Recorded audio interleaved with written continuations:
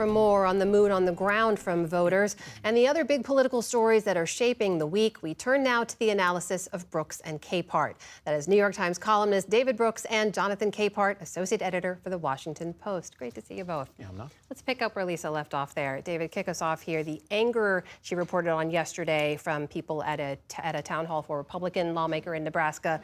Frustration with the Democratic lawmaker tonight. He's not doing more. What do you take away from this, and what do you think lawmakers are taking away from these town halls during this recess? Yeah, it's a traumatic time, obviously. A lot of us feel traumatized and embarrassed, grief-ridden by what's happening in the country.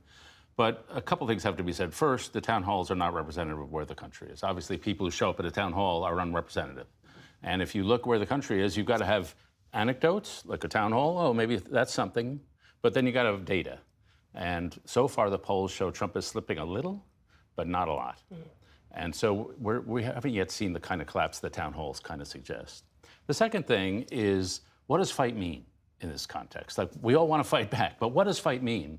Does fight mean going on social media and saying something all your followers agree with? Like, that doesn't sound like fighting to me. It may make you feel good, but that doesn't sound like fighting. And so to me, fighting is probably the wrong word in a democracy. Persuasion is the right word. And I do think there are persuadable Trump voters, and those are the people you have to care about. He's not going to worry if people in Indivisible don't like him. If you can persuade Trump voters that he is incompetent. Don't go after moral outrage. Say he just doesn't know what he's doing and he's causing you serious harm, and specify what the harm is. He's taking away this medical care. He's taking away that. He's taking away that. You can't get your passport renewed. You can't get your VA benefits. The history shows you've got to have very specific things that they are losing, that people are losing, that Trump supporters are losing, that will get them to change their mind. Just screaming, marching, resistance, the stuff that was tried in 2017, don't really think that works. Jonathan, persuade, not fight? Breaking news. I disagree. I disagree. Look, when Democrats talk about fight, they're not talking about it in terms of violence, in terms of not having any purpose. People are angry.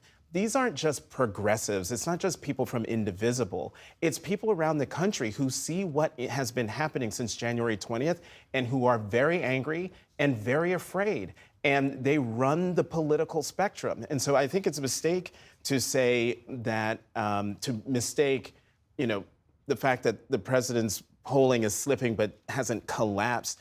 Don't confuse that for the country not being angry. We're just 2 months in, and the president and Elon Musk have done so much in this time that the impact of what they have done is going to be felt. And the anger and the desire of people wanting Congress, but particularly Democrats, to fight back. And the fight is not just fighting without any reason or any purpose.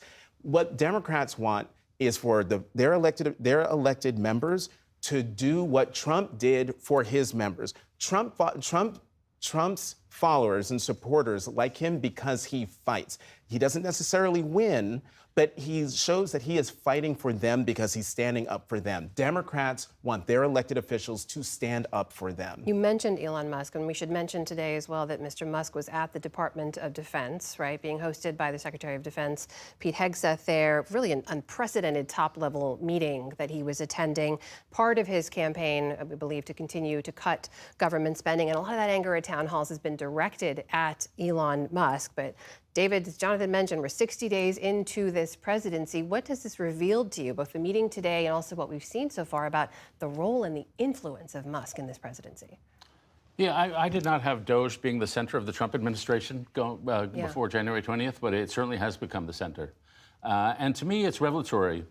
You get the richest guy in the world cutting off food for the starving children around the world. Like, that's the essence of what it is. The second thing it's cruelty and ruthlessness. I've had so many conversations over the last couple of weeks with people inside federal agencies when the DOGE voice comes to town.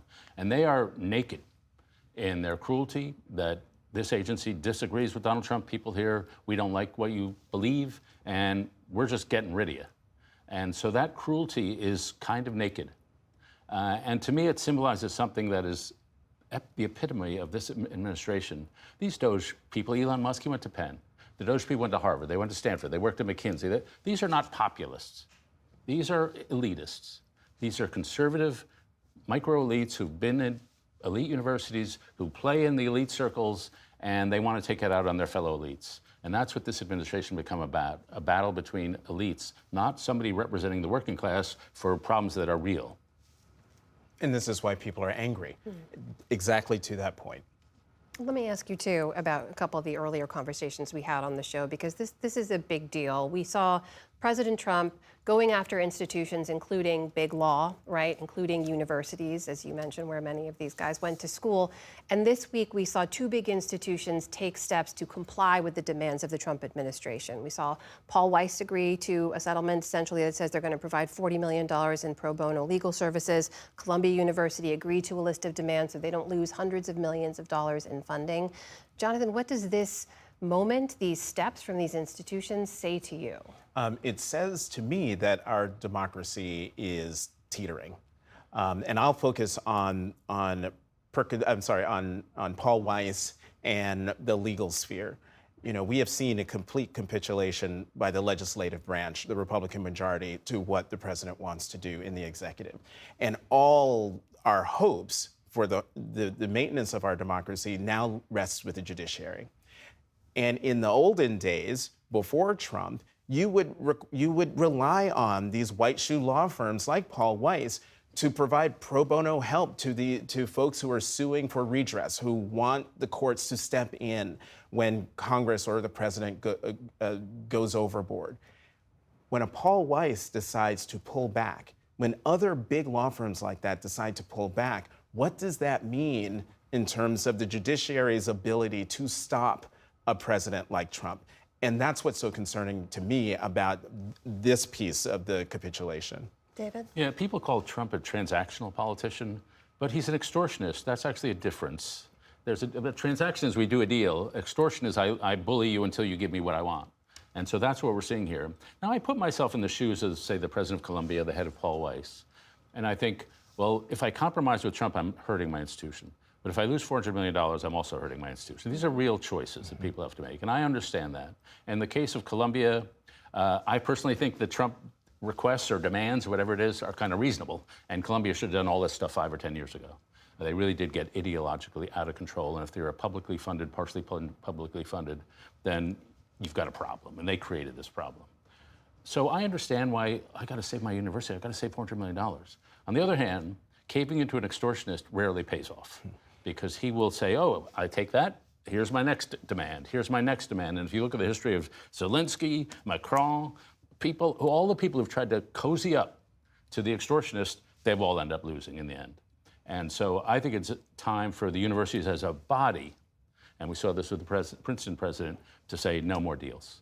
We are standing up, because there will be a time, again, I don't think this is quite the time to sort of beat down the Trump administration. There will be a time where everybody has to hold together and stand up and say, no more deals. There's the institutions, and then there's also, we're seeing the individuals who are holding the line wherever they are. Judge Boasberg seems to be one right now who's overseeing the case that involves the Wartime Alien Enemies Act the president has invoked to deport hundreds and hundreds of Venezuelan nationals to an El Salvadoran prison. This is someone the president and Elon Musk have called for to be impeached, along with other judges. Jonathan, impeachment of a federal judge would take Congress to act. Do you see that happening? I don't.